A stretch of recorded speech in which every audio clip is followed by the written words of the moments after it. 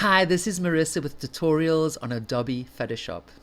In this YouTube channel, my goal is to teach you everything you need to know and do it in the order that you need to know it. I've set up a website where you'll be able to download all the files I use in these tutorials, and that way you'll be able to follow me with ease. So click on the link below and let's just go into my website. Scrolling down, you already find that I've got a few lessons here, but below them I have a link to Photoshop. So those who have not yet downloaded Photoshop, please click on that link. If you have, skip this part and go to lesson number 1. I'm just clicking on the first one that comes up. Now the year is 2021 and it's January. So the prices on Adobe is for that time. At the moment it's $19.99 a month, and you can go to buy now or you can go to trial if you wish. And all you need to do is just put in all your payment method or whatever you need to do, and eventually download Photoshop. If by any chance you are having trouble doing that, please contact me and I'll help you with no problems. So starting off with lesson number 1, just click on the man and we can go down to the files. This will take you to my Google Drive, and I've set up each lesson individually. In order to download the files, what you need to do is right click on the mouse and click download.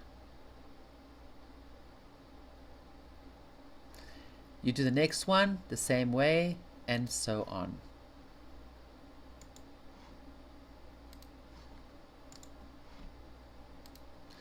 Once you've done that, while it's downloading, you can just minimize and go and open up Photoshop.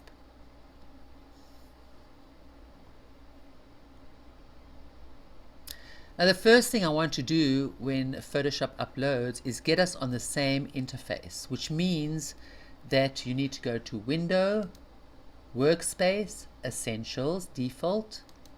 Once again, Window, Workspace, Reset Essentials. Now this right hand part of the windows, I don't really need them at this moment, so I'm just going to collapse that area by going to those little icons on the right hand side and clicking on them. This is more or less where I'd like to start off. I'm going to save this interface, so every lesson that we go into and do, we can just click on it and it will be very easy to find our way. To do that, go to Window, Workspace, and New Workspace. I'm going to call mine Lesson.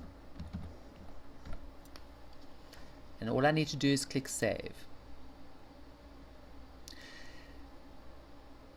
The first tool in the toolbox that I'd like to teach you is the Move tool, and that will be the top tool on the toolbox. I can also get there by clicking V on my keyboard. So once I've selected the Move tool, let's get started with moving things around. In order for me to detach one of these windows, I can go and I'm going to Layers. I can go to my left button on my mouse, press it down, keep the press down and drag that window out. Now if I don't have a window here that I'd like to attach to the layer window, I can go to Window and choose any one of these windows that I wish to have. For instance, History. I'm going to detach the History window as well.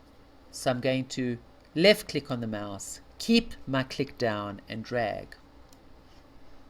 In order for me to attach History to Layers, I left click on the mouse, keep the click down and drag it into the area where I have the layer window.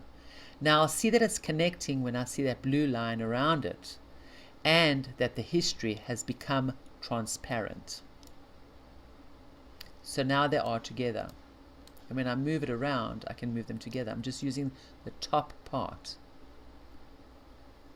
I could have also attached history on the bottom part. I'm left clicking again and dragging it to the bottom part. Now you can see the blue line coming up, and once I release the button, it attaches.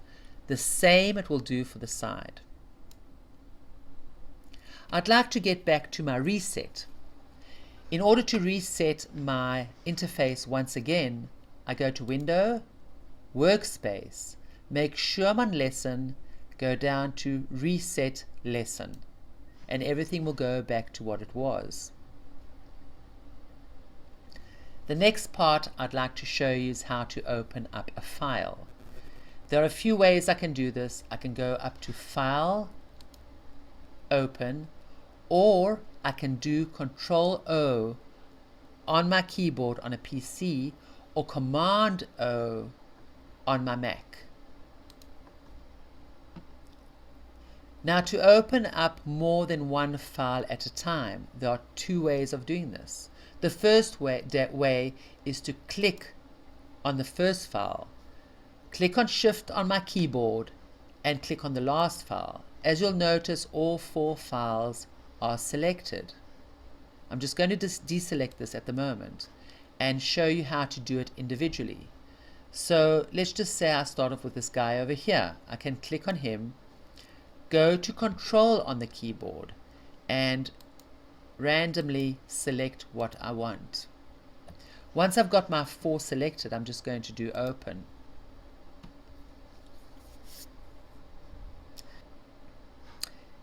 Each 4 files are open up here, and I can move from one file to another by clicking on the top. Now, if like me you haven't actually named each file but it's just got a number, you're not really going to remember what is what, and that's okay, because what I wanted to show you in this lesson is how you can recognize what you actually got at the top. So let's just go to the guy first of all. I would like to detach him from the other files. In order to do that, I have to left click on the mouse, keep my finger down and drag. And if I'd like to attach the girl, I have to look for her, make sure that she's selected, and left click on the mouse and drag her down to the other window. So here too I can see that it's become half transparent and I've got these 2 blue lines on the side. And once I release the mouse, I'm going to attach them together in this one window.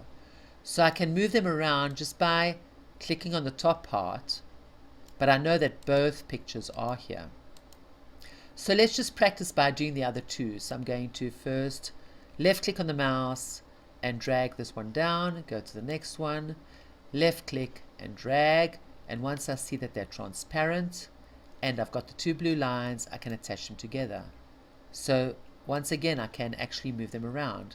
Now here I've got 2 files and here I've got 2 files, but I'd like to leave only this file open. So here I can just go to the top part and just click on the X and both files will close. Over here I don't want this one to close, so all I need to do is go to the girl, make sure she's selected, and just do the X over here. And I'll have this file staying with me. Now I'm just going to attach it at the top. Once again, I left click on the mouse and dragged while I held the mouse down. There are 2 more tools I'd like to introduce you to. So the first one is the zoom tool. I can do a Z on my keyboard in order to select it, or I could have just gone down and selected it. Now the zoom tool, when I bring it to my actual photograph, you'll notice that it's got a plus. If by any chance yours has a minus, the only difference is that my plus will enlarge the photo and your minus, I'm going up here to show you that you can go between them, your minus will make it smaller and smaller. Now an easier way to do this, there are 2 easier ways, one that I use and one that I don't use. Well, the first one that I don't use is just to go and left click on the mouse and drag, and I'll be enlarging it. And I can do the same with contracting it. Ooh. I don't really use that tool. I find it frustrating. What I do use is I normally keep my plus selected. I don't even change it to the minus. And I use the keyboard Alt. So if I wanted to enlarge, I just click on it. And you'll notice that there's a plus sign there. And once I click on the Alt and keep my finger down, I've got a minus that will just go out. Now if I wanted to put the photo on the whole screen, I just have to go to fit screen over here, or I can go to fit screen in the view and do fit screen, or Control O, whichever one I prefer. The next tool I'd like to show you is the hand tool, but before we do that, let's open up another window, and it's called the Navigate window.